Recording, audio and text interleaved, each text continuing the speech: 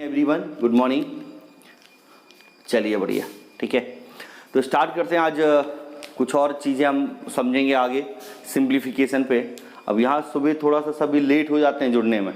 अभी 2 ही लोग जुड़े हैं, ठीक है। फिर 15-20 मिनट बाद जुड़ेंगे। 1 घंटे की क्लास में आप 15 मिनट बाद 20 मिनट बाद जुड़ते हैं सभी। चलो तो स्टार्ट कर लेते हैं हम सिंप्लीफिकेशन में। मैंने स्क्वायर रूट, क्यूब रूट वगैरह पढ़ा दिया। बॉडमास रूल हमने पढ़ा लिया, उस पर हमने क्वेश्चन कर लिए थे। अब आज हम जो पढ़ा रहे हैं वो आपको पढ़ाएंगे square root of non perfect square. पहले बता देते हैं कि यदि आपको वर्गमूल निकालना है ऐसी संख्याओं का जो पूर्ण वर्ग नहीं है, ठीक है। स्क्वायर रूट फाइंड करना है, square root of non perfect square, ठीक है। आपको यदि ऐसी संख्याओं का वर्गमूल निकालना है जो कि पूर्ण वर्ग नहीं है तो कैसे निकालेंगे वो आज हम बात करते हैं। सिंपल सा पॉइंट है, उसको देखते हैं। कोई गुड मॉर्निंग शिवम। कोई भी एक सिंपल सा पॉइंट है। मान लो आपने बोला जैसे सपोज 25 का स्क्वायर निकालना है, तो ये स्क्वायर रूट निकालना है, तो ये आपको नॉलेज है कि 5 होता है, ठीक है। 25 का वर्ग यदि निकालना है तो ये आपको नॉलेज है कि 5 होगा। लेकिन यदि मैं आपसे बोलूं कि आप 24 का वर्ग बताइए, नियरेस्ट या पॉइंट में 2 डिजिट तक, ठीक है, ऐसा कोई क्वेश्चन है तो उस लॉजिक को हम समझते हैं। एसएससी में भी ये यूज होगा, बैंकिंग में भी ये यूज हो रहा होगा। अप्रोक्सीमेशन के क्वेश्चन में, सिंप्लीफिकेशन में, बैंकिंग में भी यूज होगा। तो हम ऐसे नंबर का स्क्वायर रूट समझ रहे हैं जो परफेक्ट स्क्वायर नहीं है, उनका स्क्वायर रूट कैसे निकाल सकते हैं वो हमें देखना है। तो कोई भी एग्जाम्पल से स्टार्ट कर लेते हैं। एक कोई छोटे नंबर से स्टार्ट करते हैं पहले समझने के लिए। एक छोटे नंबर से हम स्टार्ट कर रहे हैं। ये बहुत कोई छोटा सा नंबर ले रहे हैं। जैसे मान लो ये आपने बोला कि 13 का स्क्वायर रूट बताओ। हमें 13 का वर्गमूल निकालना है कि 13 का वर्गमूल क्या होता है। तो पहला स्टेप तो ये है कि इसके नियरेस्ट कोई एक नंबर देखो जिसका पूर्ण वर्ग होता हो, ठीक है। इसके नियरेस्ट जैसे 13 के आसपास यदि देखें तो एक तो 13 के आसपास 16 है और एक क्या है 9 है, ठीक है। हमें जिस भी नंबर का निकालना है उसके नियरेस्ट हमें एक नंबर का स्क्वायर एक ऐसा नंबर ढूंढना है जो एग्जैक्ट स्क्वायर होता हो। तो या तो 9 या 16। सर 9 किसका होता है, ये नॉलेज है 3 का। 16 किसका होता है, ये नॉलेज है 4 का। तो ये कंफर्म है कि 13 की वैल्यू जो है वो 3 और 4 के बीच में होगी, मतलब 3 से बड़ी होगी, 4 से क्या होगी, छोटी होगी। ये तो कंफर्म है कि 13 की वैल्यू क्या होगी, 3 और 4 के बीच में। अभी कमेंट कर रहे हैं कि सर क्लास तो स्टार्ट हो गई, ठीक है, क्लास स्टार्ट हो गई है। चलो देखिए, तो देखते हैं। तो आपने बोला कि सर ये 3 से बड़ा है, 4 से छोटा है। यदि मान लो हम इसको लेके चल रहे होते तो आप ये बताओ, ये 3 से तो बड़ा आएगा, मतलब 3 में कोई नंबर प्लस हो रहा होगा। और यदि हम 4 लेके चलें तो 4 से छोटा आएगा, मतलब 4 में क्या हो रहा होगा, माइनस होगा। तो हमें करना क्या है कि हमने जैसे मान लो सपोज 3 लिया तो 3 में प्लस कर रहे होंगे। किसको प्लस करेंगे, इन दोनों का जो डिफरेंस है उसको डिवाइड करेंगे 3 के डबल से। तो ये कितना होगा, 4/6, 4/6 2/3 होगा। 1/3 0.33 होता है तो 2/3 0.67 होगा। तो कितना आएगा, 3.67। अभी समझ नहीं आया होगा, ठीक है। अभी समझना, अभी मैंने बस आपको बता दिया, कर दिया मैंने, अभी समझाया नहीं है। तो अभी समझ नहीं आया होगा तो टेंशन ना ले, अभी मैं बता रहा हूं कि क्या करना है। यदि मैं 4 लेके चला होता तो माइनस करता किसको, इनके डिफरेंस को 4 के डबल से डिवाइड कर दो। 3/8 की वैल्यू हमें नॉलेज है कि 4 माइनस 3/8 हमने पढ़ा है कि सर 1/8 12.5 होता है, 3/8 कितना होता है 37.5% में, तो 0.37 आएगा। माइनस कर रहे होंगे तो यहाँ फिर वही आपको मिल जाएगा कि 0.63 समथिंग। तो दोनों जगह से आप देख रहे हैं वैल्यू क्या आ रही है, सेम। अब ये हुआ क्या, किया क्या। अब आप ये बोलो कि सर किया क्या, ये तो ठीक है, करना क्या है। तो अब मेरी बात को समझना कि करना क्या है। कि जैसे आपने निकालना था स्क्वायर रूट ऑफ 13, तो पहला स्टेप ये है कि इसके नियरेस्ट आसपास कोई एक नंबर देखो जो परफेक्ट स्क्वायर होता हो, उससे छोटा या बड़ा उससे फर्क नहीं पड़ रहा। हमने मान लो लिया इसके नियरेस्ट हमें दिखा कि क्या है 9 है, 9 किसका होता है 3 का। अब हम ये सोच सकते हैं कि सर ये 13 का स्क्वायर 3 से बड़ा होगा, तो 3 में प्लस करेंगे। किसे प्लस करेंगे? जिस नंबर का स्क्वायर रूट निकाल रहे थे उसके नियरेस्ट जो नंबर लिया था, इन दोनों का डिफरेंस देखना है। तो 13 और 9 में डिफरेंस कितना है 4, और डिवाइड करेंगे यहां जो भी नंबर आया इसके जस्ट डबल से, हमेशा दुगने से। तो 3 का दुगना कितना होगा 6, तो 4/6 2/3 होगा, 2/3 की वैल्यू 0.66 होती है, तो 3.66 आंसर आएगा। ठीक है, क्या आ रहा होगा 3.66। मैं एक और एग्जाम्पल ले रहा हूं, एक और एग्जाम्पल लेके आपको समझा रहा हूं। मान लो आपने बोला होता कि आप सर 29 का स्क्वायर रूट बताओ। 29 के नियरेस्ट हम एक नंबर लेते जो एग्जैक्ट स्क्वायर है, परफेक्ट स्क्वायर है, पूर्ण वर्ग होता है। तो 29 के पास में यदि देखें तो 29 के पास में आपको क्या दिख रहा है? या तो 5 का वर्ग 25 ले लो, 36 भी ले सकते हैं। मान लो हमने 25 लिया, तो ये कंफर्म है कि 25 5 का स्क्वायर होता है, और ये 5 से ज्यादा है तो प्लस कर दिया। प्लस किसको करना है? इनके डिफरेंस को डिवाइड करना है इसके डबल से। तो 5 का डबल कितना होगा 10, तो आएगा 5 प्लस 4/10 मतलब 2/5, 2/5 मतलब 0.4, तो ये आ रहा होगा 5.4। क्या आ रहा होगा 5.4। अब आप चाहो तो 5.4 का स्क्वायर निकालो, लगभग यही आएगा। तो ये प्रोसेस हो रही है अप्रोक्सीमेट। यदि स्क्वायर रूट निकालना है, आपको एग्जैक्ट वैल्यू नहीं दी है, आपको लगभग मान निकालना है, ऐसी संख्या का वर्गमूल निकालना है जो कि नॉन परफेक्ट स्क्वायर है। तो आई होप अभी समझ आया होगा। यदि इनको नोट करना चाहें कर लें, फ्रॉम ऐसे और 2-4 नंबर समझते हैं तो अच्छे से चीजें क्लियर हो जाएंगे। एक बार इसको नोट कर लो।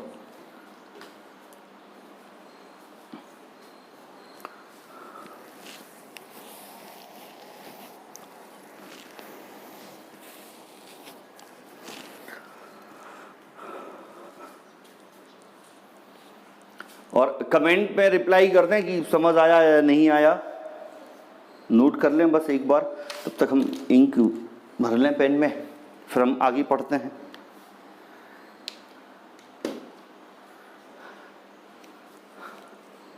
आ गया? चलो बढ़िया।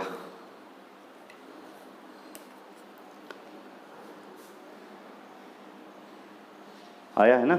चलो बस 1 मिनट रुकना। हाँ,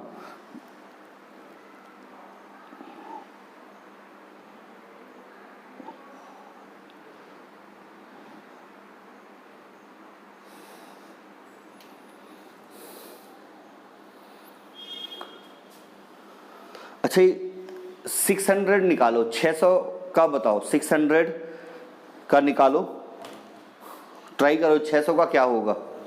स्क्वायर रूट ऑफ 600, फिर हम समझते हैं तब तक। ठीक है, स्क्वायर रूट ऑफ 600, 600 का वर्गमूल निकाले कि क्या आना चाहिए। Square root of 600,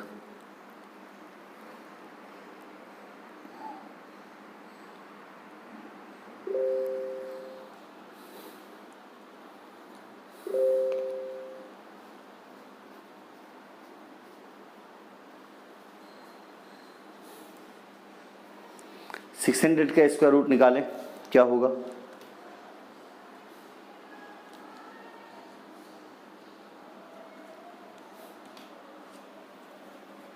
$24.5। Great, Mohammad का आ गया। और बताएं, बाकी एक कमेंट आया है, क्या होगा?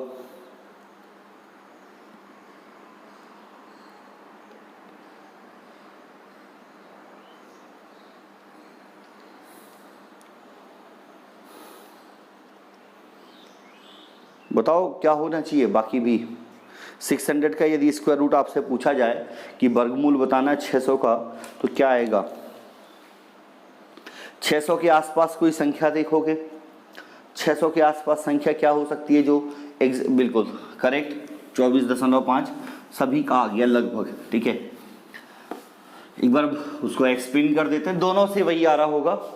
आप अप्रोक्सीमेट निकाल रहे हैं तो आपको 600 का निकालना था। 600 के आसपास में या तो आपने क्या लिया होगा 625, या क्या ले रहे होंगे 576, दोनों ले सकते थे, दोनों से कोई फर्क नहीं पड़ रहा, लेना कोई एक है, हमें कोई एक ही करना है, मैं ऐसा नहीं कि सर दोनों करना है। मान लो आपने ये लिया तो ये 25 का होता है, तो ये कंफर्म है कि ये वैल्यू 25 से छोटी होगी, तो माइनस करेंगे। किसको माइनस करेंगे? इनके डिफरेंस का इसके डबल से, तो 25 का डबल 50, तो 25 में से आधा माइनस करोगे, कितना बचेगा? 24.5। कितना बच रहा होगा? 24.5, ठीक है, 24.5। या आप ऐसा करोगे कि यहां देखोगे तो ये 24 से ज्यादा होगा, इनका डिफरेंस 24, इसके डबल 48 से, तो 24 में आधा जोड़ रहे होंगे तो 24.5। तो ये अप्रोक्सीमेट आ रहा है, एग्जैक्ट तो आ ही नहीं रहा। वैसे भी 600 किसी संख्या का पूर्ण वर्ग तो होती नहीं, 600 पूर्ण वर्ग तो है ही नहीं ना, तो ये एग्जैक्टली नहीं आ रहा है, अप्रोक्सीमेट आ रहा है। मतलब यदि क्वेश्चन आ जाए कि फाइंड स्क्वायर रूट ऑफ 7, ठीक है, 7 का वर्गमूल निकालिए दशमलव में 2 अंकों तक, तो बताओ दशमलव में पॉइंट में 2 डिजिट तक 7 का स्क्वायर रूट क्या होगा? वैसे ये याद होना चाहिए आपको 7 तक, तो वैल्यू आप याद रख ही सकते हैं। बताएं जल्दी से, 7 का यदि निकाला जाए तो क्या आएगा?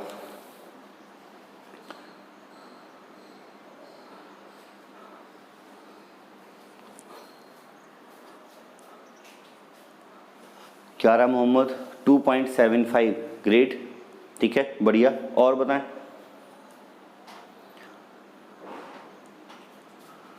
4 कैसे हो जाएगा? 4 का स्क्वायर ही 16 हो जाता है शिवम। अच्छा 2.75, चलो ठीक है, देखते हैं। 7 को आप क्या कर सकते हैं? आपने लिया होगा 9 या लोगे 4, ठीक है, तो पहले 9 पे बात कर लेते हैं। 9 किसका होता है? 3 का। ये दिख रहा है कि ये 3 से छोटा होना चाहिए ना, ये क्या होगा? 3 से छोटा होगा। कितना? तो इसको इनके डिफरेंस को इसके डबल, 3 का डबल 6, मतलब 1/3, 1/3 होता है 0.3, तो माइनस कर रहे हो तो 2.67 आना चाहिए। तो 2.75 क्यों बोल रहे हैं? 67 बोल सकते हैं, 75 क्यों बोल रहे हैं? ठीक है, 2.67 आना चाहिए। अभी कोई परेशानी है तो पूछ लो, क्योंकि यदि पॉइंट में 2 डिजिट तक वो अप्रॉक्सीमेट एग्जैक्ट पूछ रहा है तो हमें ये गलती नहीं करनी है। समझ आ गया? कोई डाउट है, कंफ्यूजन है तो पूछो। मान लो आपने सब इस 4 के नियरेस्ट किया हो, 4 के नियरेस्ट किया हो तो 2 होगा, इनका डिफरेंस कितना हुआ? 3, 2 का डबल कितना होगा? 4, 3/4 की वैल्यू आपने लिखी होगी, तो 3/4 आपने बोला कि सर 0.75 होता है, ठीक है, तो आपने यहां से ये निकाला होगा, ठीक है। अभी देखो, अभी क्या होगा कि यहां यदि मान लो कभी आपको क्वेश्चन एसएससी के अंदर पूछता है कि आप एग्जैक्ट में 2 डिजिट तक बताइए, और यदि ये दोनों ऑप्शन आ जाएं, जैसे मान लो मैं बता रहा हूं कि कंडीशन में आपको दोनों ऑप्शन आ जाएं, तो आप एक तो ये चेक कर सकते हो, दूसरा आप ये देख सकते थे कि सर ये ज्यादा नियरेस्ट है, 7 और 9 में ज्यादा नियरेस्ट कौन सा है? 7 के 9 है 4 के कंपैरिजन में, तो उस केस में हम सही ये बोल दे रहे होंगे। बाकी आप चेक कर सकते हैं, 27 का स्क्वायर आपको याद है, ठीक है, तो आप वैसे अप्रोक्सीमेट निकाल सकते हैं, कर लेंगे, ठीक है। उम्मीद है समझ आया होगा। उसमें डिपेंड करेगा, बैंकिंग में अप्रोक्सीमेशन में ये यूज होगा, एसएससी में सीधा सीधा क्वेश्चन पूछा जाता है, कई बार पूछ लेता है पॉइंट √7 की वैल्यू, √11 की वैल्यू, √13 की वैल्यू, ये डायरेक्टली पूछ लेता है, ठीक है, तो ये आपको याद रखना है। कुछ और नंबर हम कुछ लिख ले रहे हैं जल्दी से, 2-4 और जल्दी आप बता देंगे। बताइए 147 किसका होता है? ठीक है, 2-4 नंबर मैं लिख रहा हूं जल्दी से। 147 किसका होगा? और भी कोई लिख दिया जाए, मान लो लिखा है 1234 किसका हो रहा होगा? ठीक है, 147, 1234, बताओ जल्दी से, ये दोनों निकालो।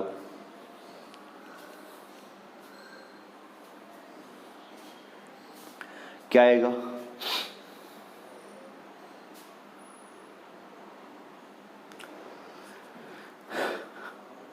$12.83, बहुत बढ़िया बहुत बढ़िया।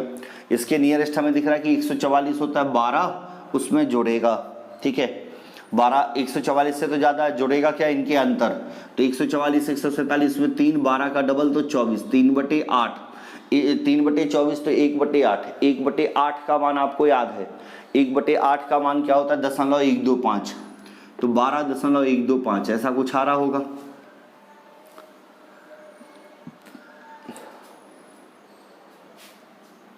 हमने क्या किया, 144 लिया है, 144 किसका स्क्वायर होता है, 12 का स्क्वायर होता है, तो 12 से ये बढ़ा होगा, इनका डिफरेंस देखा 3, उसको इसके डबल से डिवाइड किया।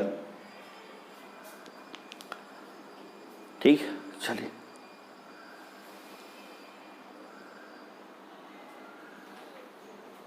कोई परेशानी है, कोई डाउट है तो बताओ।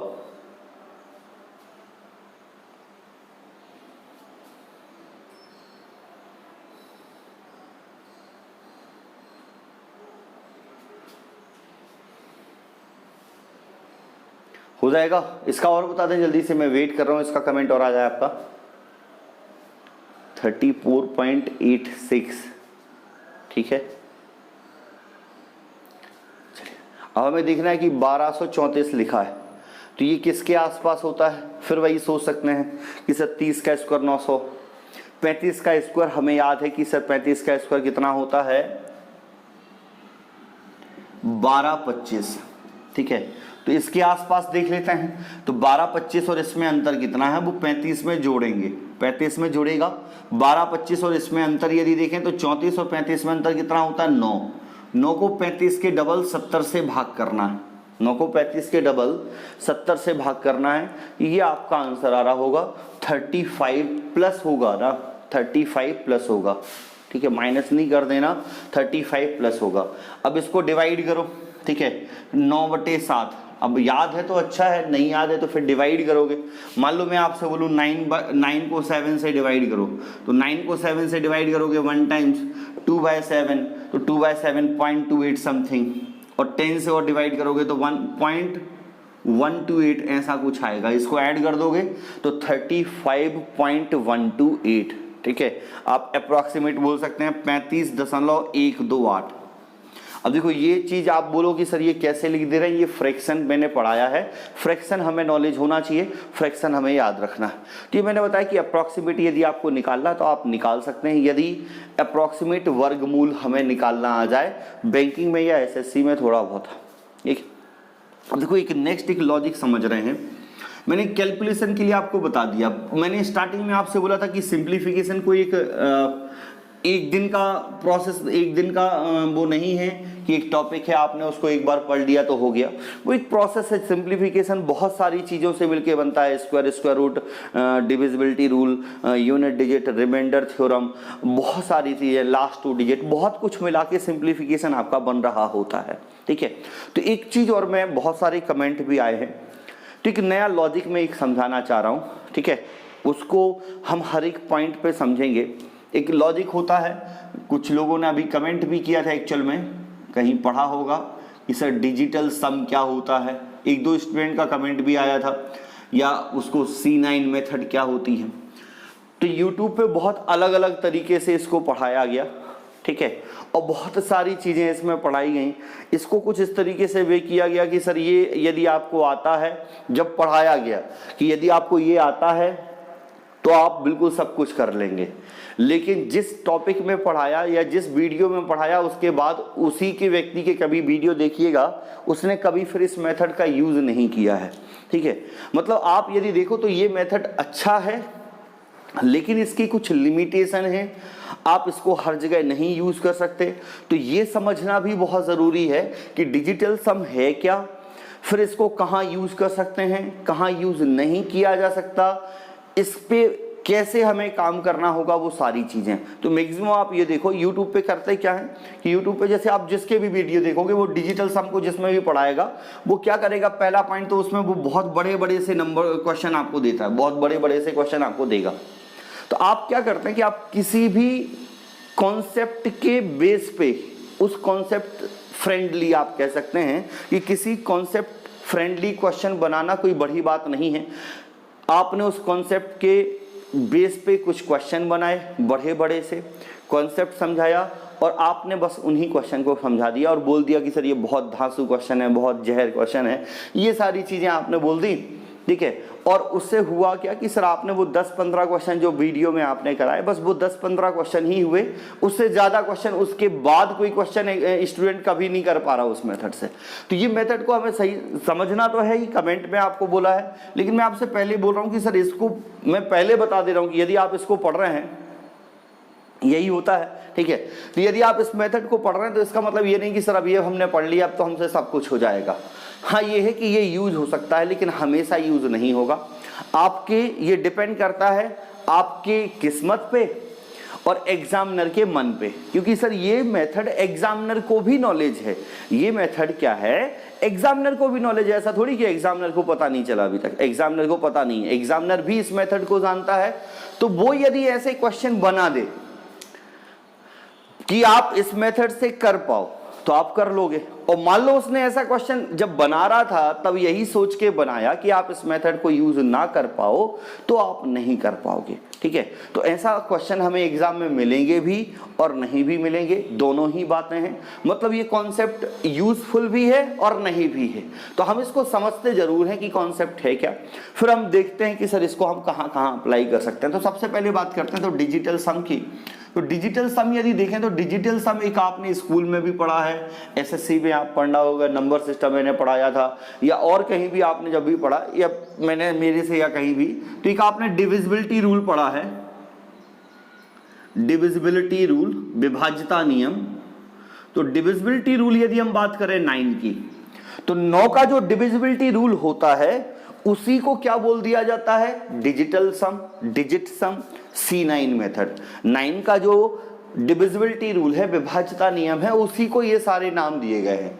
9 का डिविजिबिलिटी रूल क्या होता है, sum of all digits should be divisible by 9, sum of all digit divisible by 9। 9 का विभाज्यता नियम ये कहता है कि सर सभी अंकों का योग 9 से विभाजित होना चाहिए।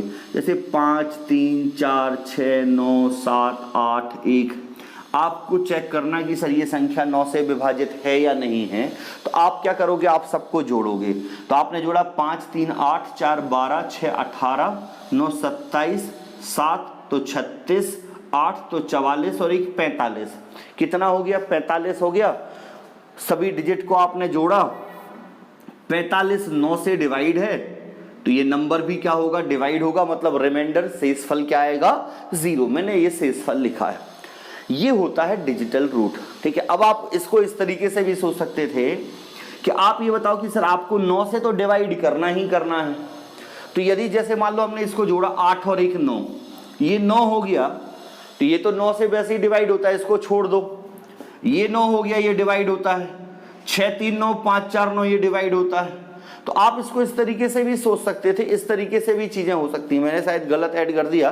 5 3 8 6 4 10 तो 18, 9 8 17 27, 7 7 14 तो 34 और 9 तो 43 होगा। सॉरी, कितना होगा, तो उस केस में आपके पास रिमाइंडर बच रहा होगा, ठीक है। आप डिवाइड कर रहे होंगे, 9 चौके 36, तो आपके पास 7 रिमाइंडर बचेगा। कितना शेषफल बच रहा होगा, 7।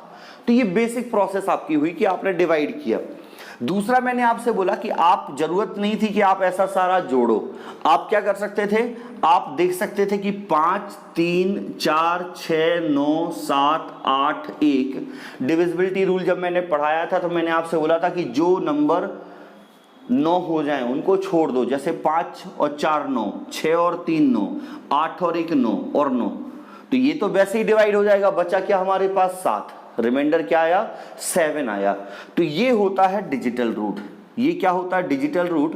मतलब आप इसको क्या कर सकते हैं कि आप ये कह सकते हैं कि डिजिटल है क्या, कि सर किसी भी नंबर को 9 से डिवाइड करने पर जो रिमाइंडर आएगा वो डिजिटल सम कहलाता है। मैं क्या कह रहा हूं, किसी भी नंबर को 9 से डिवाइड करने पर जो रिमाइंडर आएगा वो डिजिट सम कहलाता है। तो जैसे इसका डिजिट सम कितना आ गया हमारा, 7 आ गया। इसका डिजिट सम कितना आ गया, 7 आ गया। मतलब मैं आपसे बोलूं कि 2 3 4 6 1 9 8 का डिजिट सम बताओ, तो आपको केवल क्या करना है कि आपको रिमाइंडर निकालना है 9 से डिवाइड करने पर। अब 9 से डिवाइड करने पर तो मैंने बोला जिनका सम 9 होता है उनको छोड़ दो, 9 छोड़ दिया, 8 और 1 9 छोड़ दिया, 6 3 9 छोड़ दिया, 4 और 2 बचा सर, 4 और 2 क्या है 6 है, 6 रिमाइंडर होगा, ये डिजिट सम हो गया। तो डिजिट सम की पहली डेफिनेशन ये है कि किसी भी नंबर को 9 से डिवाइड करने पर जो रिमाइंडर आएगा वो डिजिट सम होता है। एक तो डिजिटल सम की, डिजिट सम की एक कंडीशन, एक रूल ये हो गया। एक दूसरा डिजिट सम का रूल क्या होता है, दूसरा कॉन्सेप्ट क्या होता है डिजिट सम का, वो भी मैं आपको समझा रहा हूं कि आपके पास जो डिजिट हैं आप उनको ऐड करो। जैसे आपके पास डिजिट लिखी है मान लो 12, 12 को यदि मैं डिजिट को ऐड करूं तो 2 और 1 कितना होगा 3, ये इसके डिजिट का सम आ गया। डिजिटल सम क्या है, उसके अंकों को जोड़ना, तो डिजिट का सम कितना आ गया 3। 12 को यदि आप 9 से डिवाइड करोगे तो आप शेषफल भी देख रहे होंगे 3 आएगा। यदि मैं आपसे बोलूं कि 15 का डिजिट सम क्या है तो 5 और 1 6, और 15 को 9 से डिवाइड करोगे तो आप देखोगे कि 9 एकम 9, 6 शेषफल आएगा। तो यदि आपसे मैं बोल रहा हूं कि 27 को डिवाइड करो तो 27 का डिजिट सम कितना आएगा 9, और इसको डिवाइड करोगे तो शेषफल 0। तो 9 आने का मतलब ही क्या है 0। यदि डिजिट सम 9 आया तो उसको आप क्या ले रहे होंगे 0 ले रहे होंगे। तो डिजिट सम की 2 रूल हैं, 2 प्रॉपर्टी हैं, 2 नियम हैं। एक तो डिजिट सम आपको निकालना तो आप इस तरीके से निकाल सकते हैं, 2 तरीके हैं। आप कह सकते हैं कि आप जो संख्या है आप उसको 9 से डिवाइड करो, यदि 9 से डिवाइड करने पर जो रिमाइंडर आएगा वो डिजिट सम होगा। दूसरा तरीका ये है कि सर जो भी संख्या है उसके अंकों को जोड़ते जाओ, और तब तक जोड़ते जाओ जब तक वो सिंगल डिजिट ना आ जाए, तब तक वो सिंगल डिजिट ना आ जाए। एक एक चीजें सुनना, मैं फिर लिखवा भी दूंगा, पॉइंट में समझा रहा हूं। जैसे डिजिट सम निकालना है, मैंने आपको 2 तरीके बता दिए कि सर 2 तरीके होते हैं डिजिट सम निकालने के। एक तो मान लो क्वेश्चन लिखा है 23197, हमें क्या करना है, हम इसकी रिमाइंडर निकालने, 9 से डिवाइड करने पे 9 कट गया, 7 2 9 कट गया, 3 और 1 कितना बचा 4। एक तरीका ये है। एक तरीका ये कि आप इसके अंकों को जोड़ो। आपने जोड़ा 2 3 5 6 9 और 7 को, आपने इन सबको जोड़ा तो 3 2 5 1 6 9 15 और 7 तो 22। फिर आपने इसके अंकों को जोड़ा तो कितना आया 4। तो आपको क्या करना है, डिजिट को आपको तब तक जोड़ते जाना है जब तक वो सिंगल डिजिट में ना आ जाए। ये डिजिटल सम होता है। ये क्या होता है डिजिटल सम, जब तक वो सिंगल डिजिट में ना आ जाए ये डिजिटल सम होगा। मान लो आपने बोला 129, तो आपने क्या करना है 9 10 2 12, 2 और 1 कितना होगा 3, ये क्या हो गया इसका डिजिटल सम हो गया। उम्मीद है समझ पाए होंगे कि डिजिटल सम निकालने के हमारे पास कितने मेथड हैं, 2 मेथड हैं। लेकिन अब हम निकालेंगे कैसे, हमें बात वो समझनी है कि हम निकालेंगे कैसे। ये समझ आया है इतना जो मैं बता रहा था? अभी मैं बेसिक बता रहा हूं, एकदम बेसिक सारा, बिल्कुल स्टेप बाय स्टेप। ठीक, कि आपको डिजिट सम निकालना है। डिजिट सम के लिए या तो 9 का से डिवाइड करने पर रिमाइंडर निकाल दो, या आप उसके अंकों को तब तक जोड़ते जाओ जब तक एक शेषफल ना आ जाए। अब कुछ पॉइंट हैं, जैसे आप ये बताओ यदि मैं 9 को 6 में जोड़ूं, 9 + 1 करूं तो कितना आएगा 10, और फिर 1 + 0 करूं तो कितना आएगा 1। मतलब यदि एक नंबर 91 लिखा था तो उसका डिजिट सम 1 आया। या मान लो मैंने लिखा एक नंबर 92, तो इसमें जब मैं 9 और 2 जोड़ूंगा तो 11 आएगा, 1 और 1 कितना हो जाएगा 2 हो जाएगा। यदि मैं बोला हूं एक नंबर 93 लिखा है तो 9 + 3 कितना आएगा 12 आएगा, 2 और 1 कितना हो जाएगा 3 हो जाएगा। मतलब मुझे एक बात ये समझ आ रही कि 9 में यदि मैं कुछ ऐड करूंगा तो उसका डिजिट सम वो नंबर ही आएगा। आप यदि देखो 9 में जब 1 ऐड कर रहे हैं तो इसका डिजिट सम 1 ही आ जा रहा है। जब आप 9 में 2 ऐड कर रहे हैं तो इसका डिजिट सम 2 ही आ जा रहा है। जब आप 9 में 3 ऐड कर रहे हैं तो इसका डिजिट सम क्या आ जा रहा है 3 आ जा रहा है। तो यदि मान लो ये नंबर लिखा है तो जरूरत नहीं कि सर हम इसको ऐड करें। तो आप पहला पॉइंट ये कि डिजिट सम निकालना मैंने समझा दिया। सबसे पहले मैंने बताया कि सर डिजिट सम होता क्या है, व्हाट इज डिजिट सम, पहला तो ये नॉलेज होना चाहिए। लेकिन सर डिजिट सम भी निकालना है तो हमें जल्दी डिजिट सम निकालना आना चाहिए, थोड़ा सा स्पीड में निकालना है। तो फिर उसके लिए मैं आपसे क्या बोल रहा हूं कि आप इस 9 को इग्नोर कर सकते हैं। यदि एडिशन में 9 आ जाए तो 9 को क्या कर दो इग्नोर, इसी को फिर नाम क्या दे दिया जाता है, C9, कैंसिल 9 मेथड बोलने लगते हैं। C9 की 9 कैंसिल कर रहे हैं तो 9 को इग्नोर कर रहे हैं। इग्नोर क्यों हो रहा है, क्योंकि सर आप 9 को किसी भी नंबर में ऐड करोगे तो वही डिजिट सम आएगा। जैसे ये आ गया 2 3 4 5 6 7, तो ये मैंने पहले ही बोला कि 9 को इग्नोर कर दो। जैसे 4 और 5 9, इग्नोर कर दो। 6 और 3 9, इग्नोर कर दो। 7 और 2 9, इग्नोर कर दो। इसका डिजिट सम कितना आ रहा होगा, 0। और मैंने बोला कि सर जब भी डिजिट सम 0 आएगा तो 0 की जगह 9 लिख सकते हैं, 9 की जगह क्या लिख सकते हैं, 0 लिख सकते हैं। मान लो यहाँ एक और नंबर 1 और होता तो ये सब तो 999 हो गए, इसका डिजिट सम क्या हो जाएगा, 1 हो जाएगा। तो डिजिट सम आपको निकालना है, तो डिजिट सम निकालते समय पहला पॉइंट ये है कि सर डिजिट सम कैसे निकालेंगे, उसके अंकों को तब तक जोड़ते जाएंगे जब तक 1 आएगा। अब जब आप अंकों को जोड़ने जाओगे तो यदि डिजिट का टोटल 9 हो गया तो उसको हम इग्नोर कर सकते हैं। ये बात समझ गए।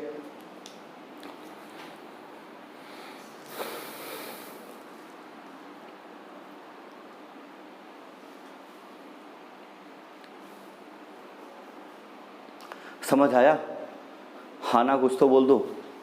मतलब आप इसको इस तरीके से सोच सकते हैं कि 9 के सभी 9 से किसी भी नंबर को मल्टीप्लाई करोगे तो उसका डिजिट सम वो नंबर ही आएगा। 9 इंटू 7 करोगे, 9 7 जा 63, तो 6 और 3 9 होता है।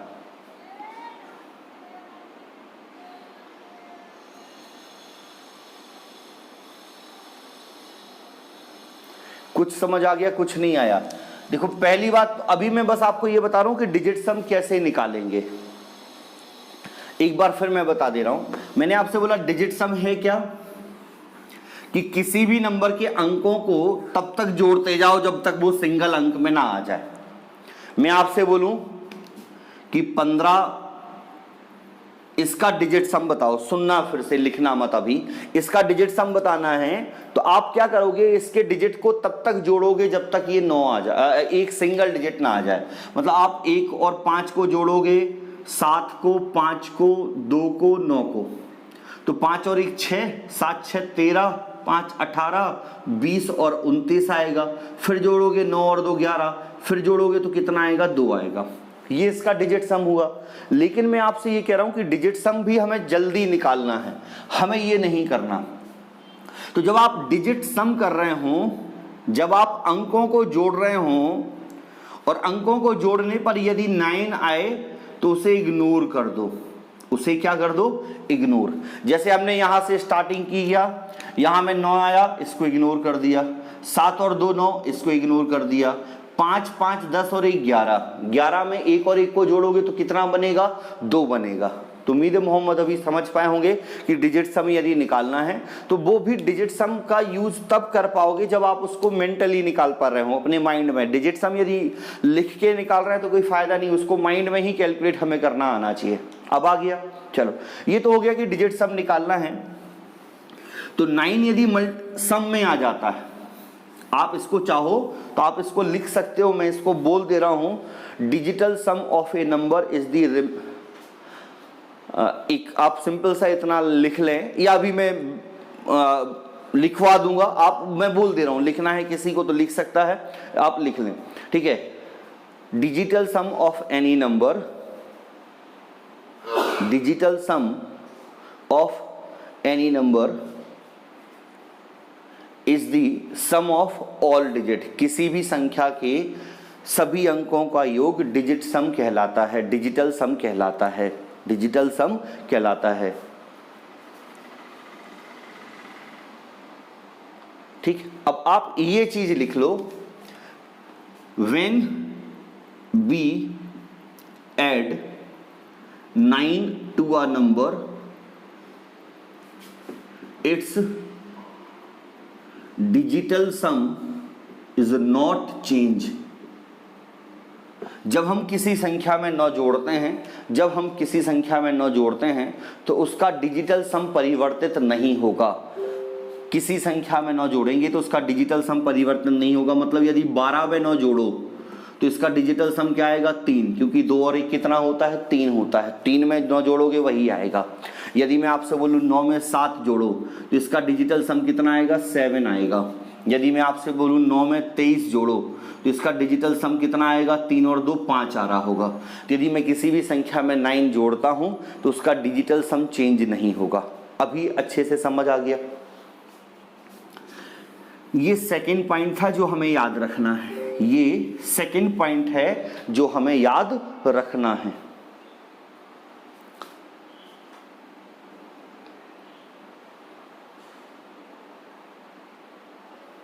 क्लियर? चलो अब नेक्स्ट पॉइंट ये लिखो कि यदि हम किसी भी नंबर को 9 से मल्टीप्लाई करें तो उसका डिजिटल सम 9 आएगा। अभी तो हम क्या कर रहे थे, ऐड कर रहे थे। अब मान लो 9 को 1 से गुणा करें तो कितना आएगा, 9। 9 को 2 से गुणा करो तो 18। 8 और 1 कितना होगा, 9। 9 को 3 से गुणा करो, 9 3 27। 7 और 2 कितना होगा, 9। 9 को 4 से गुणा करो, 9 चौके 36। 6 और 3 कितना होगा, 9। 9 को 5 से गुणा करो कितना होगा, 45। 5 और 4 कितना होगा, 9। 9 को 11 से गुणा करो, 9 11 99। 9 और 9 18। 8 और 1 9। मतलब मैं ये कहना चाह रहा हूं कि किसी भी नंबर को यदि 9 से मल्टीप्लाई करोगे, किसी भी संख्या को यदि 9 से गुणा कर रहे होंगे तो उसका डिजिट सम हमेशा 9 आएगा। डिजिट सम हमेशा क्या आएगा, 9। ये तीसरा पॉइंट हो गया, इसको भी लिख लें लिखना हो तो। ठीक है, 1 मिनट फिर रुक जा रहा है, आप लिख सकते हो, उसको भी लिख सकते हैं सिंपल सा। Digital sum of multiple of 9 always 9। 9 के गुणजों का डिजिटल सम हमेशा 9 होगा। 9 के गुणज का डिजिटल सम हमेशा 9 होगा।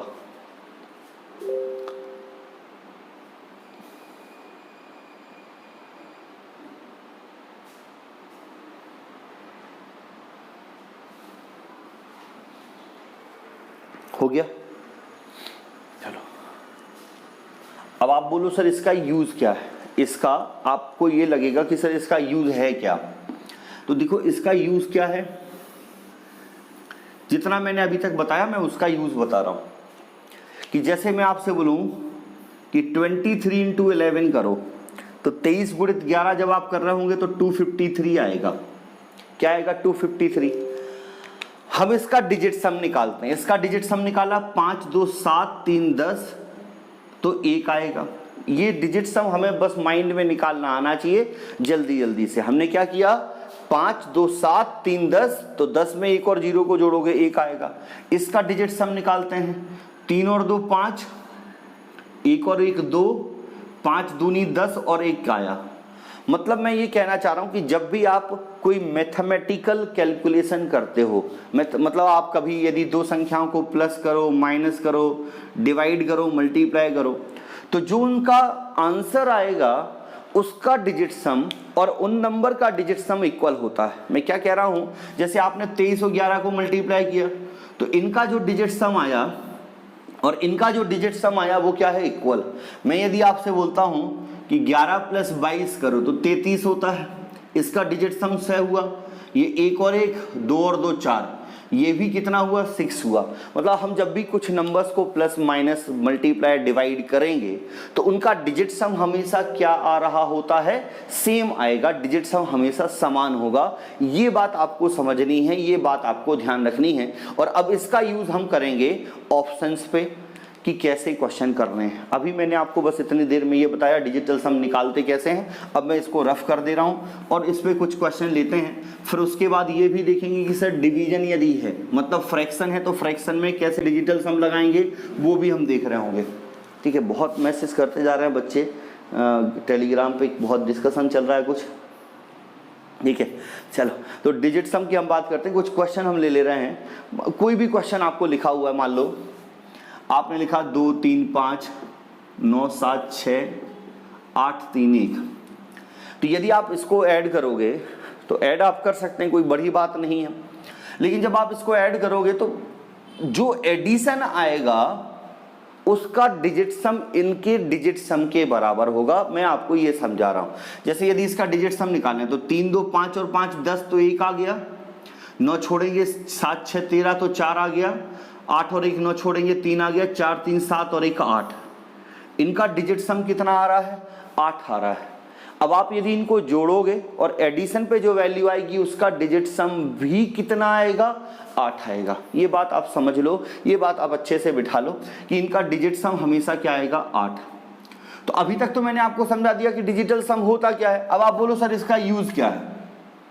तो इसका यूज क्या है कि आप इससे यूज करके ऑप्शन एलिमिनेट कर सकते हैं। ऑप्शन एलिमिनेशन में मतलब होता क्या है कि सर जब आपके पास ऑप्शन है तो आप या तो उससे ऑप्शन को अप्रूव करते हो या डिसप्रूव करते हो। या तो आप क्या कर देते हैं? अप्रूव कर देते हैं किसी ऑप्शन को, या आप डिसप्रूव कर देते हैं। तो इस मेथड को यूज करके हम ऑप्शन को डिसप्रूव कर सकते हैं। हम ये नहीं कह सकते कि यही ऑप्शन होगा, लेकिन हम ये जरूर कह सकते हैं कि ये ऑप्शन नहीं होगा। तो मान लो यदि आपको 4 ऑप्शन दिए हैं और आप कह रहे हैं कि ये भी नहीं होगा, ये भी नहीं होगा, ये भी नहीं होगा, तो बचा कौन सा फिर आपका? डी। तो ये मैंने स्टार्टिंग में जैसे बोला था कि इस मेथड की लिमिटेशन है। मान लो यदि ऐसे ऑप्शन आ गए कि सर आप इन 3 ऑप्शन के बारे में नहीं कह सकते कि ये नहीं होगा, तब ये मेथड यूज नहीं हो रही। ये मेथड तब यूज होगी जब आपके पास ऐसे 3 ऑप्शन हैं जो नहीं हो रहे हैं, तो चौथा हो जाएगा। तो क्या हो रहा होगा? 4th हो रहा होगा। तो हम इस मेथड को यूज करके ऑप्शन को डिसअप्रूव कर सकते हैं। अप्रूव नहीं कर पा रहे होंगे, डिसअप्रूव कर सकते हैं। तो ये मेथड जो है वो ऑप्शन एलिमिनेट करने के लिए, डिसअप्रूव करने के लिए है।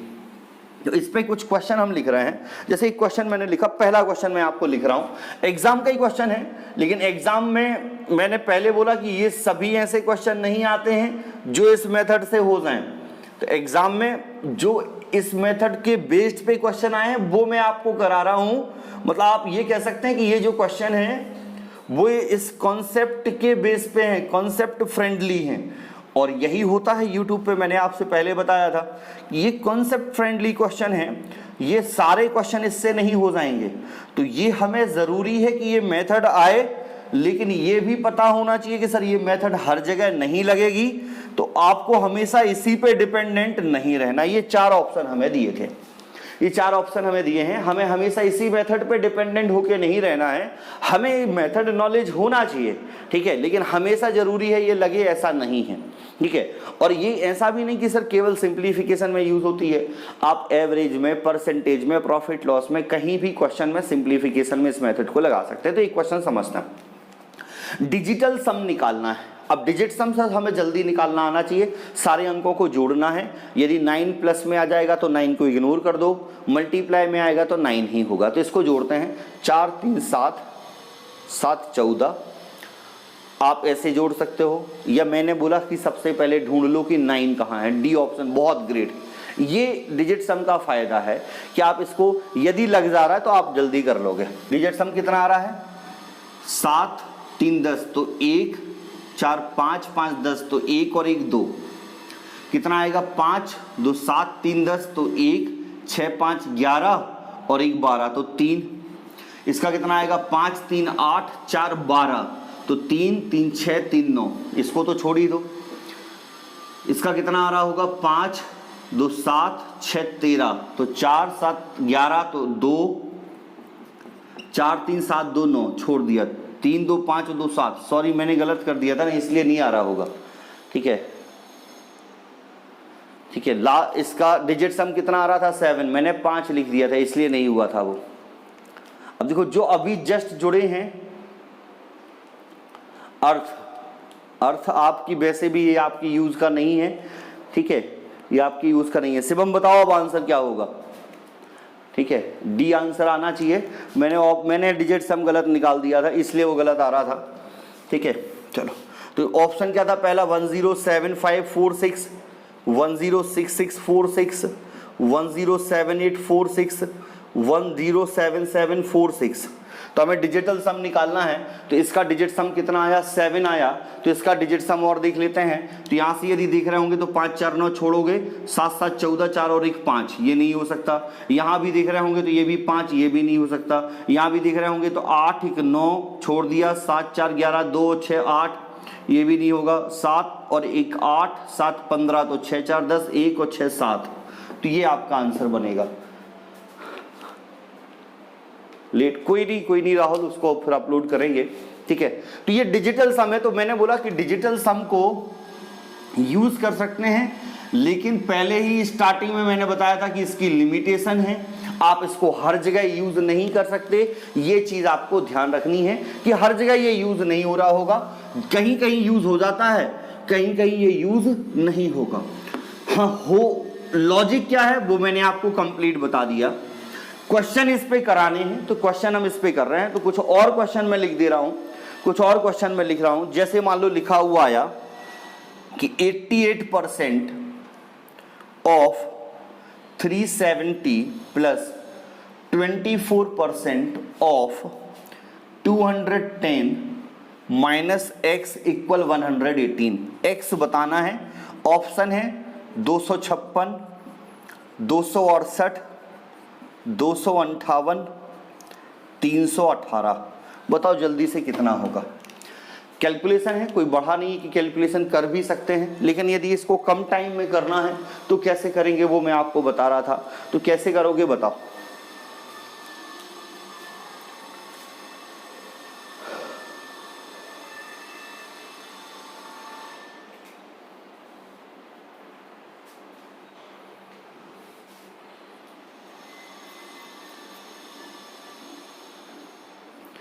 करें एक बार ट्राई, जल्दी से बताएं क्या आना चाहिए।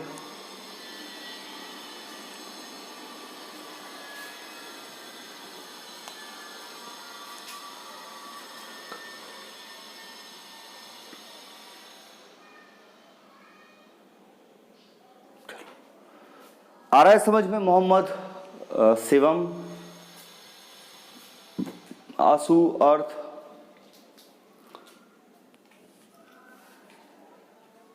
अंकित, अब राहुल अभी जस्ट ऐड हुए हैं, बाकी जो जुड़े थे पहले से।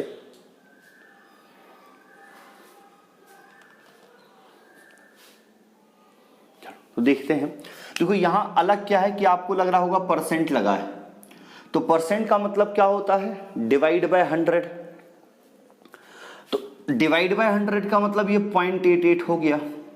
तो एक और ये पॉइंट ध्यान रखो कि सर जब भी हम डिजिटल सम निकालते हैं तो उससे डेसिमल का कोई इफेक्ट नहीं आता, डेसिमल से कोई इफेक्ट नहीं पड़ता डिजिटल सम निकालने को। डिजिटल सम जब आप निकाल रहे होते हो तो उससे डेसिमल से कोई दिक्कत नहीं होती, डेसिमल में वैल्यू है तब भी लॉजिक वही होगा। तो हम इसका डिजिटल सम निकालते हैं, यहाँ परसेंट है, मतलब आप ये याद रख लो कि यदि कभी परसेंट लिखा है तो हम उसको इग्नोर कर सकते हैं। हम उसको क्या कर सकते हैं? इग्नोर कर सकते हैं। हमने इग्नोर कर दिया। 8 और 8 16, 6 और 1 7, 7 3 10 तो 1 आएगा तो 7 हो गया। 4 और 2 6, 2 और 1 3, 6 3 18, 8 और 1 9, इग्नोरेंस होनी है 9 की यदि प्लस में आएगा तो। माइनस एक्स इक्वल 8 और 1 9 तो 1 बचेगा, एक्स बराबर क्या आएगा? 6 आएगा। क्या आ रहा होगा? 6। अब 5 और 2 7 ये नहीं है, 8 2 10 ये 7 हो सकता है, 8 2 10 5 15 ये नहीं है, 8 9 3 12 ये नहीं है। कौन सा ऑप्शन बन रहा होगा आपका? ऑप्शन बी 258 नहीं 268 आना चाहिए ना।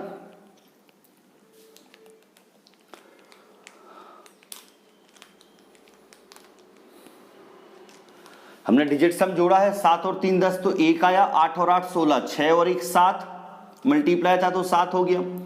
यहां हमने डिजिट सम जोड़ा, 4 और 2 6, 2 और 1 3 तो 6 3 18, 8 और 1 9 तो उसको छोड़ दिया, ये 7 आ गया। तो 7 माइनस एक्स, 8 और 1 9 छोड़ेंगे तो 1 बचेगा, 1 बचा था तो एक्स कितना आ गया? 6 आ गया। अब 6 हमें देखना है, 5 2 7, 8 7 15, 5 और 1 6। अच्छा मैंने गलत ऐड कर दिया क्या? 8 2 10 यहां नहीं होगा, ये होगा, सॉरी 258 मैंने गलत ऐड कर दिया वो जल्दी में उसको, वहां तो 7 हो रहा था, यहां 6 है, तो ये आपका 258 करेक्ट होगा। ठीक है, बिल्कुल राहुल जो आप कह रहे थे 258 होगा, 268 नहीं होगा। अब बाकी बता दो एक बार की कोई परेशानी है तो बोलो।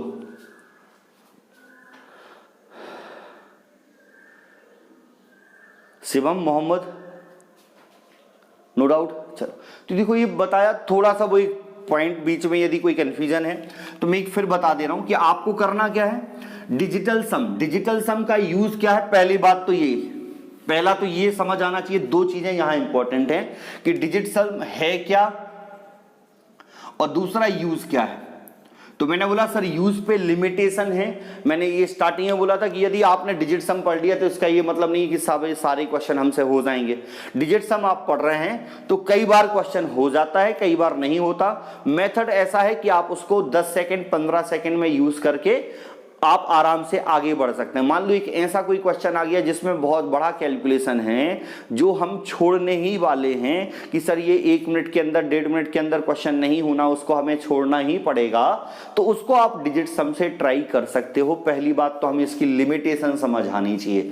अब इसका है क्या डिजिट सम, तो सर सभी अंकों को ऐड करना है, तब तक ऐड करते रहना है जब तक 1 ना आ जाए। और जब आप ऐड कर रहे होंगे तो मैंने आपको लिखवाया कि यदि 9 में कोई ऐड करोगे, 9 में किसी नंबर को आप ऐड करते हैं, जिस भी नंबर को आप ऐड करेंगे तो उसका डिजिट सम चेंज नहीं होगा, चेंज नहीं होगा, नो चेंज रहेगा। मतलब 9 6 ऐड करोगे तो उसका डिजिट सम 6 ही आएगा। और 9 को यदि किसी नंबर में मल्टीप्लाई करते हैं तो उसका डिजिट सम हमेशा क्या आएगा, 9 आएगा। ये 3 बातें बता दी। अब एक छोटी सी बात समझ लेते हैं कि यदि हमें कभी फ्रैक्शन का डिजिट सम निकालना हो, किसी फ्रैक्शन का यदि डिजिट सम निकालना, मतलब एक फ्रैक्शन के डिनोमिनेटर में यदि 1 आ जाता है, यदि किसी भी फ्रैक्शन के डिनोमिनेटर का डिजिट सम यदि 1 आ जाता है, मैं फिर से कह रहा हूं, किसी भी फ्रैक्शन के डिनोमिनेटर का डिजिट सम यदि 1 है तो उसके न्यूमरेटर का जो डिजिट सम होगा वही उस फ्रैक्शन का डिजिट सम होगा।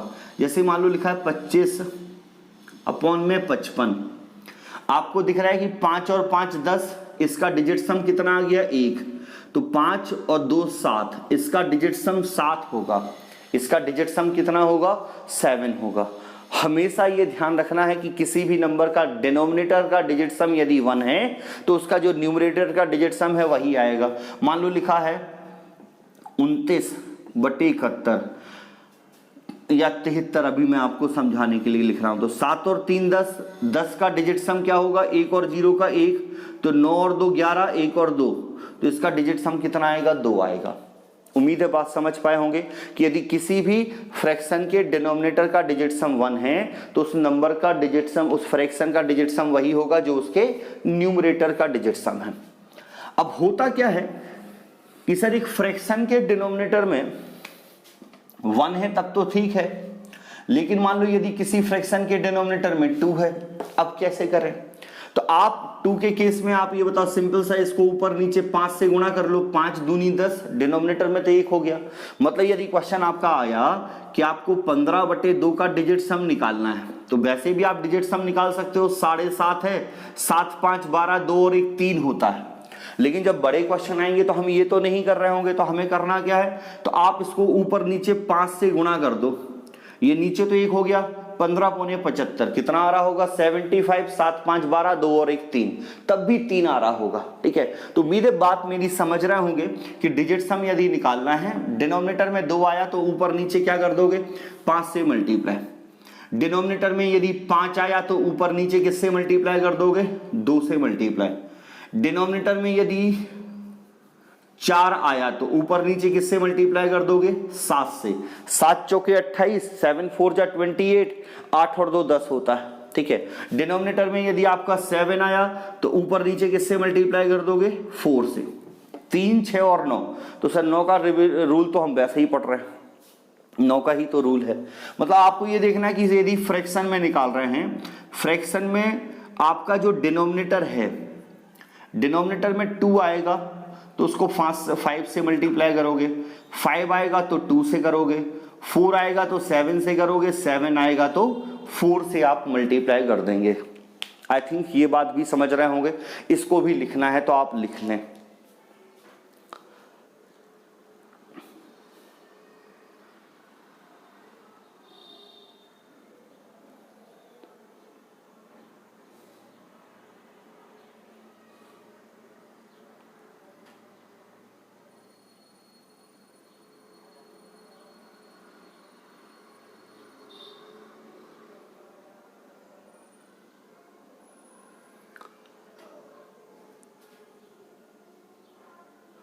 तो 3 का तो रूल ही है। आप ये बताओ 9 से हमने पढ़ा है कि यदि किसी भी नंबर को 9 से मल्टीप्लाई करोगे तो उसका डिजिट सम क्या आएगा 9, इसलिए मैंने वो नहीं लिखवाया, इसलिए वो लिखवाया नहीं है। आप ये बताओ यदि किसी भी नंबर को 9 से मल्टीप्लाई करेंगे तो उसका डिजिट सम तो 9 ही आएगा, वो पहले लिखवा दिया था। ओके, इसलिए वो नहीं लिखवाया 3, 6 और 9 का।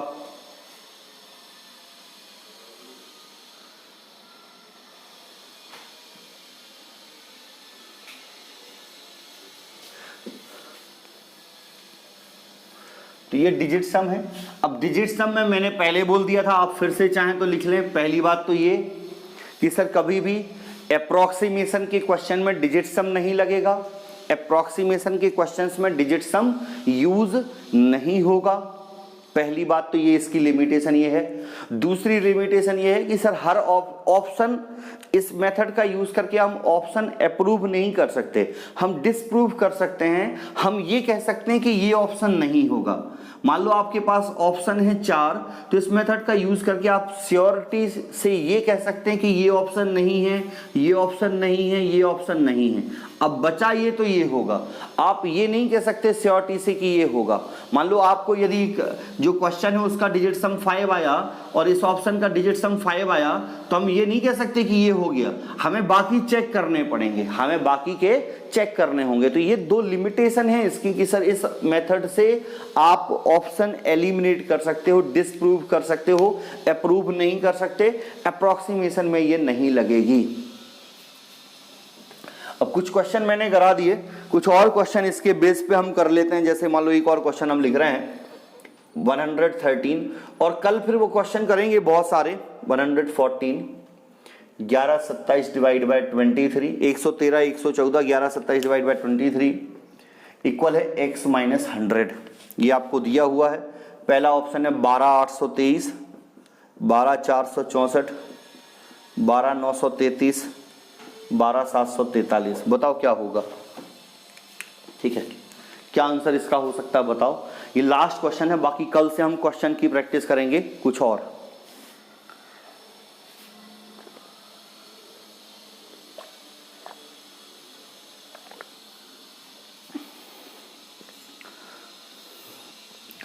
छोटे छोटे कॉन्सेप्ट जो होते हैं वो मैंने आपको समझा दिए। एक दो क्लास में कुछ क्वेश्चन की प्रैक्टिस में आपको कराऊंगा। परसेंटेज के फ्रैक्शंस आपने सभी ने पढ़े हैं, तो कल हम केवल क्वेश्चन करेंगे 15 20 25 जितने अच्छे क्वेश्चन हो सकेंगे। कल हम यूट्यूब पे रखेंगे क्लास, तो यूट्यूब पे रखेंगे और OBS के थ्रू तो आपको क्वेश्चन डायरेक्टली वहाँ स्लाइड फॉर्म में मिल जाएंगे। जैसे पीयूष सर ने आपकी क्लास रखी थी तो उसमें क्वेश्चन जल्दी जल्दी हो जाएगा। ठीक है, तो कल क्वेश्चन बस करेंगे, उसमें सारे लॉजिक यूज हो रहे होंगे जो भी अभी तक हमने आपको पढ़ाया या जिस तरीके से क्वेश्चन आपके आते हैं। इस क्वेश्चन को जल्दी से कर लें। बताएं कोई भी आंसर एक बार।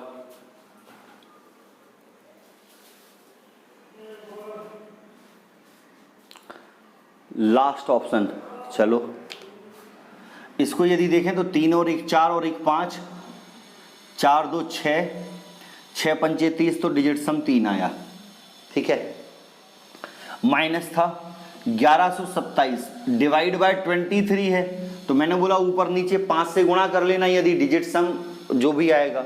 मतलब इसका डिजिट सम 7 और 2 9, तो 2/5, तो ऊपर नीचे 2 से गुणा कर लिया तो कितना आया 4, x माइनस 1। तो 3 में से 4 घटाओगे ऋण 1 आएगा, ये उधर आएगा, तो x की वैल्यू क्या आ गई 0।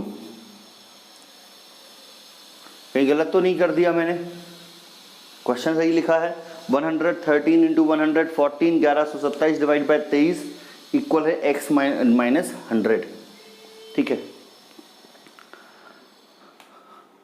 तो इसका डिजिट सम कितना आएगा 2, इसका डिजिट सम 5, तो ऊपर नीचे 2 से गुणा कर दिया 4 हो गया, नीचे 1 आ गया। इसका डिजिट सम कितना था 6, इसका कितना था 5, 6 5 30, 3 माइनस 4, और यहाँ क्या है 1 है। ठीक है, तो 1 इस तरफ आया, 4 माइनस 4 0। क्लियर। तो अभी ऑप्शन चेक करना है कि कौन सा होगा। ऑप्शन आप चेक कर सकते हो, 8 और 1 9, 3 4 7, 6 4 10, तो 1 4 3 7 और 1 8, 9 छोड़ेंगे 3 3 6 3 9, यहाँ छोड़ रहे होंगे 4 3 7 7 14, तो 4 और 1 5 और 3 8, तो ये नहीं है, ये नहीं है, ये नहीं है, ये होगा। अब मैंने आपसे शुरुआत में बोला था कि कभी भी यदि डिजिट सम 0 आएगा तो उसका मतलब 9 है, या 9 का मतलब क्या है 0। डिजिट सम यदि 9 आ रहा है तो वो 0 के इक्वल होता है। 9 आएगा तो 9 के आगे तो डिजिट सम होगा नहीं, तो 9 को आप 0 बोल रहे होते हैं या 0 को आप क्या बोल रहे होते हैं 9। तो ये इसका डिजिट सम 9 आ रहा है, इसका डिजिट सम 0 आ रहा है, तो आंसर ऑप्शन आपका क्या होगा, थर्ड ऑप्शन आपका सही होगा। यदि ये ए है, ये बी है, ये सी है और ये डी है, तो थर्ड ऑप्शन आपका सही होगा।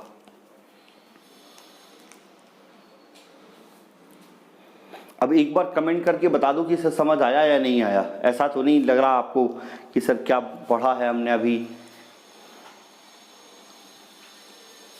अच्छी क्लास है, चलिए ठीक है, थैंक यू।